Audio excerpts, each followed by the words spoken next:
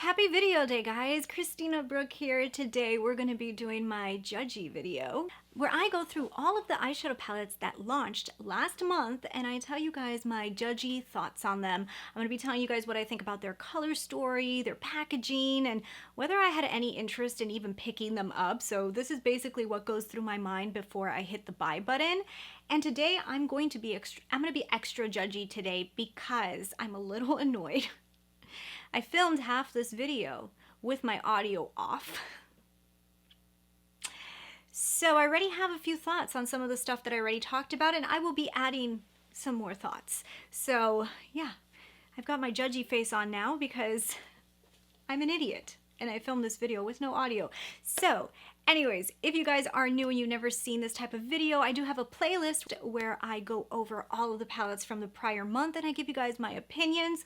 And if you're new, hi, I would love it if you would want to hit subscribe and join the family. I talk about makeup and I throw in some fashion as well. If you like those things, you're going to like it here a lot. So let's go ahead. Let's get Judgy. We're gonna be extra Judgy because I cannot believe that I filmed the first portion of this video with no audio on. All right, so the first thing that we want to talk about was from Christian Louis Vuitton. So Christian Louis Vuitton is releasing eyeshadow palettes. So Christian Louis Vuitton actually has makeup, if you guys didn't know, very pricey, very designed makeup that I don't think is worth the price tag. I probably wouldn't pick up.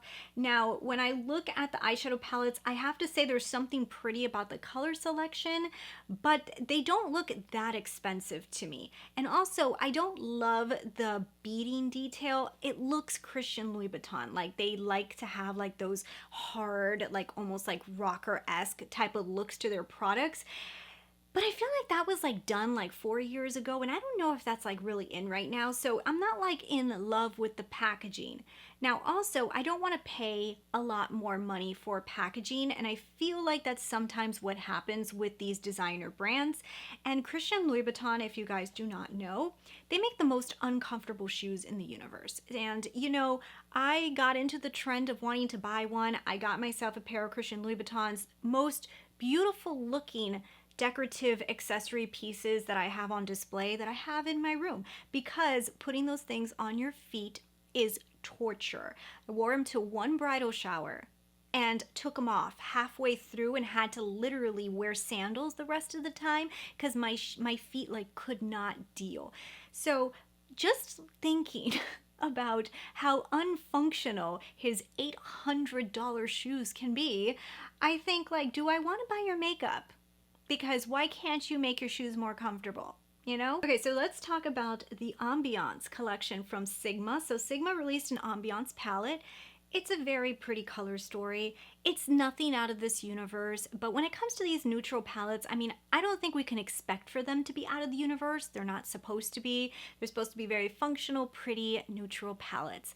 This looks like the Soft Glam to me. It has a very similar vibe to me. I think if they would have changed the background of the carton that was in, I probably would have said that's the Soft Glam, or at least something similar to that. Or even the one from Laura Lee Los Angeles has a very similar vibe to both of those palettes.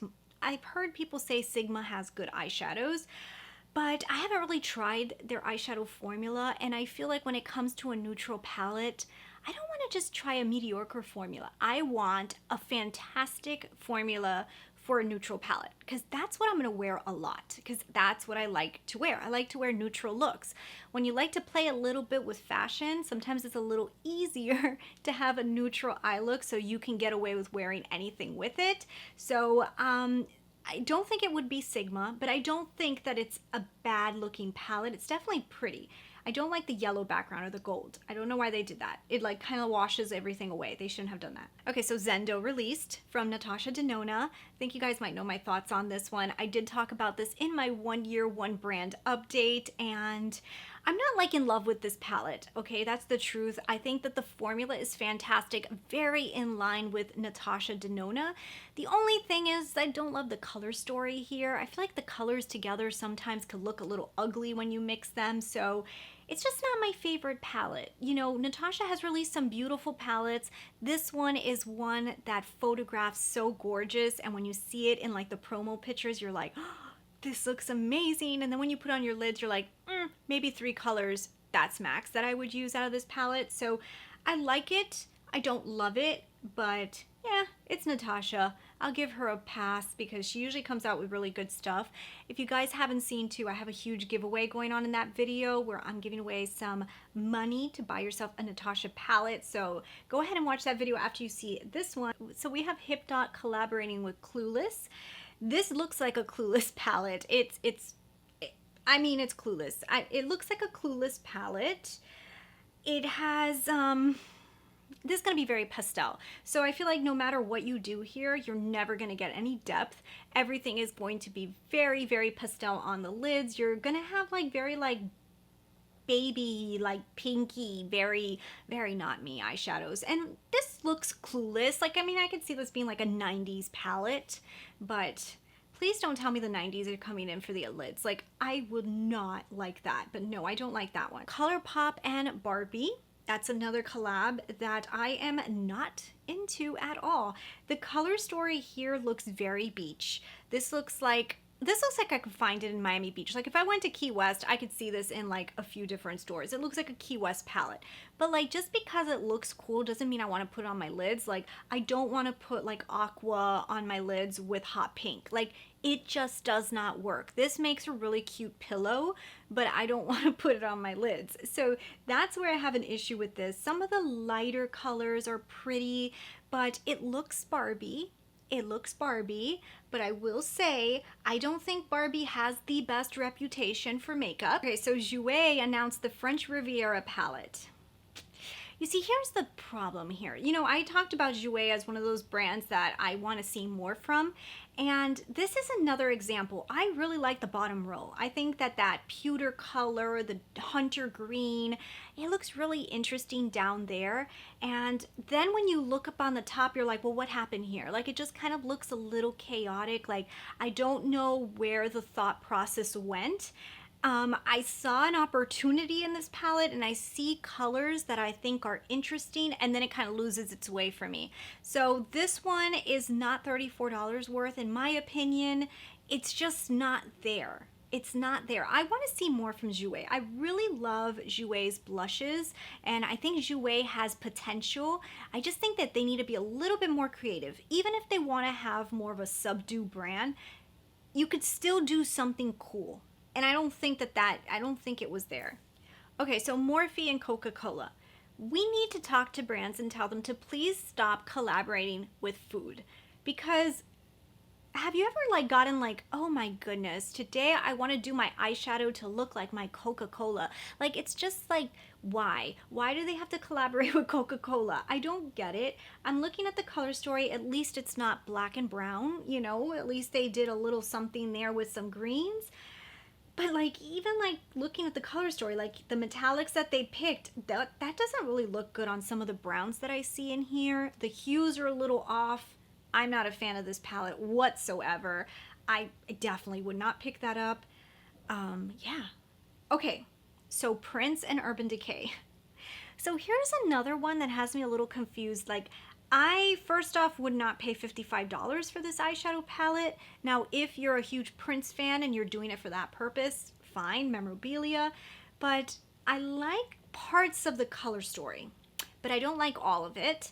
And I like the way the swatches are arranged a lot better than the palette. I do not like this long palette. I don't like the format of the palette. I don't like how much space there is in the palette. I think it's a waste of space and it's just not calling my attention. The swatches, in my opinion, look so much prettier than the palette. I don't know what happened here, but it's really not calling me. Okay, so now let's talk about the BH Cosmetics Say It palettes. So these remind me of ColourPop. Like actually even the first one that's optimistic, that one reminds me of the Yes Please from ColourPop. There's a few here that they give me ColourPop vibes. I don't like all of them. Like looking like a snack does not look like a snack to me. That looks like a mess. Like there's a few of them that I'm like, wow, I would never wear you. Like it's not my style, you know? And then some of the...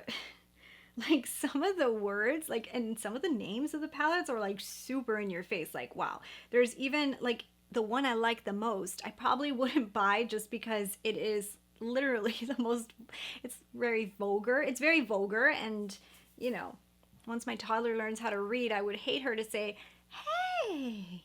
You know, so I actually like that one the most out of all of them, but they're okay. I mean, they're $15. If you are into this and you think this is cool, sure. I think ColourPop has a better formula than BH, so I would probably just buy a ColourPop palette for this. Okay, so Morphe has the Sweet on Hue Artistry palette, which is actually not that bad. But the problem that I see with this palette is the same thing that Morphe always does. Some of these colors look exactly the same. Like, I feel like when you put these on the lid, you're gonna think you're wearing the same color. And Morphe always does that. Why does Morphe always do that? Like, can't we have a bunch of different colors? Like, I almost feel like they always have to put like 4 colors that always look the same. And you think you're getting 20 shades, but you're really only getting 10, you know? And I feel like this palette is doing that. So ColourPop has a pretty one, the So Very Lovely palette. It's very lovely. It's a very cute palette. I do like the purple in the bottom. I think the problem that I have with this palette is the same that I'm seeing like with a lot of these like more lighter toned palettes, is that they don't give us depth. They forget about the deepening shades, the shades that we really need to break up the eye looks. This one has a lot of airy shades. I feel like the first 2 rows are so airy, and then maybe we have 2 shades or maybe even 1 that'll give depth. That's where I think that this one went wrong, but I do think it's a pretty palette overall. So design-wise, pretty, theme, pretty, color story. Okay, so Pat McGrath released her Venus in Fleurs palette, which was amazing. I really love this palette. Now, when I saw it in the promo pictures, it didn't do it justice. There is some really interesting formulas in this palette which make it worth the money, but I don't even think the promo pictures do it justice. It's like Pat McGrath is really strange when it comes to advertising. Like, I like her Instagram idea, but sometimes when it comes to selling the products, I feel like you have no idea what you're getting. Like, it's like, I don't know what I'm getting because I can't tell. That palette could have gotten so much more attention with some crisper, more like this is what you're getting photos, because there was just interesting colors and stories to it. I really did not know what this palette was going to look like when I ordered it. I didn't. I had no clue. Like, I had an idea from one of the swatches she had. Okay, so we have the Your Golden by ColourPop 30 pan eyeshadow palette. Has some interesting colors in it. I have to admit, this one has some interesting colors in it, but if you kind of cover this palette and really look at it, guys, you are getting so many shades of brown in here. Like, it's almost like they're doing the Morphe thing, that there is so many colors in here that when you put them on the lid, they're gonna look identical. I would rather you give me 20 unique shades than give me 30 shades that 10 of them look exactly the same. There is too many in this palette that I can already just tell, just by looking at this, I can tell like those colors on the lids are gonna look exactly the same. And I bet you that's gonna be the complaint from most people. It was a cute color story. I think they just tried to give us too much, and in that way they gave us too little. Another collection from MAC. This is the Botanic Panic collection. And you know, like, this is another one that does like the whole pastel-y thing. We've got a yellow, purple, pink, not really colors that I'm super into, nothing that really calls my attention. I also don't think I would want to pay the price tag for this one. It doesn't say how much it's going to be, but this is just not, no, you know, I don't know. It's not my style.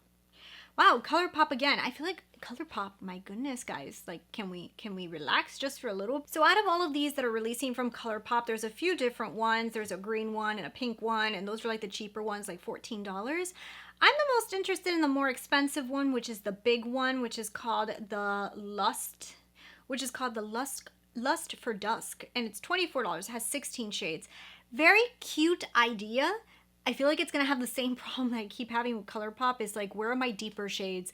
Why are they all so light? I feel like that's going to have the same exact issue, but I do like this palette. There's something pretty about it. So I like the color story. I'm not going to say it's ugly. It's definitely a pretty color story. I just think that what's going to be missing from it is going to be a little depth. And it looks like that was all of the eyeshadow palettes that released in May, at least the ones that I was able to see and felt like I wanted to give a little 411 on. So I want to know from you guys, which one was your favorite, and if you guys had to be judgy yourself, What would you say about these palettes? So anyways, thanks so much for watching. I hope you guys enjoyed. Remember, this is just all in fun, and I haven't tried the formula of some of these items. Maybe they're like astronomically amazing, but that's not what we're talking about here. So thanks so much for watching. I hope you guys enjoyed the video. Subscribe if you haven't already, and I will see you guys in my next one. Bye.